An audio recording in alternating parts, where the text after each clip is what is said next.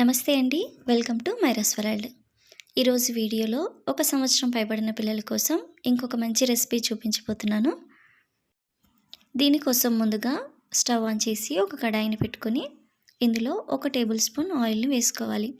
Oil కొంచెం heat అయిన తర్వాత చిన్న ముక్కలుగా కట్ చేసుకున్న ఉల్లిపాయ ముక్కలను కొన్నిటిని వేసుకోవాలి.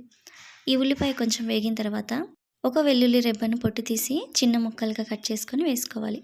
ఇప్పుడు ఈ రెండు కొంచెం వేగిన తర్వాత ఇందులో ఒక చిన్న కప్పు నిండా క్యారెట్ ముక్కలను వేసుకొని కలుపుకోవాలి.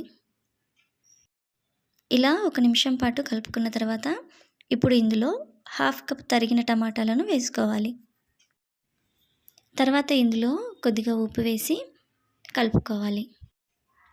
ఇది చిన్నపిల్లల కోసం చేస్తున్న రెసిపీ కాబట్టి ఉప్పును వీలైనంత తక్కువగా తీసుకోవడం మంచిదండి. ఇప్పుడు దీనిపైన ఒక మూత పెట్టేసి క్యారెట్, టమాటా 2 కూడా మెత్తగా అయ్యే వరకు మగ్గించుకోవాలి. ఇక్కడ నేను 3 టీ స్పూన్ల బియ్యాన్ని అలాగే 1 టీ స్పూన్ పెసరపప్పుని 1 గంట ముందే నానబెట్టుకున్నానండి. ఇక్కడ నేను పెసరపప్పును వేయించి తీసుకున్నానండి. ఇది పూర్తిగా ఆప్షనల్. పచ్చి పెసరపప్పునైనా కూడా వాడుకోవచ్చు. ఇప్పుడు నానబెట్టుకున్న బియ్యం ఇంకా పెసరపప్పును ఇందులో వేసుకొని 1 నిమిషం పాటు బాగా కలుపుకోవాలి. తర్వాత ఇందులో 2 గ్లాసుల వాటర్ వేసుకొని దీనిపైన ఒక మూతను పెట్టేసి మంటను చివరి వరకు కూడా సిమ్లో పెట్టుకొని ఉడికించుకోవాలి.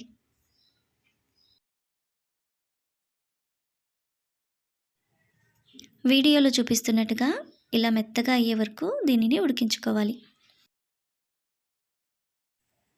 తర్వాత ఒక మ్యాషర్ తీసుకొని మెత్తగా మెదుపుకుంటే ఈ రెసిపీ రెడీ అయినట్లేనండి.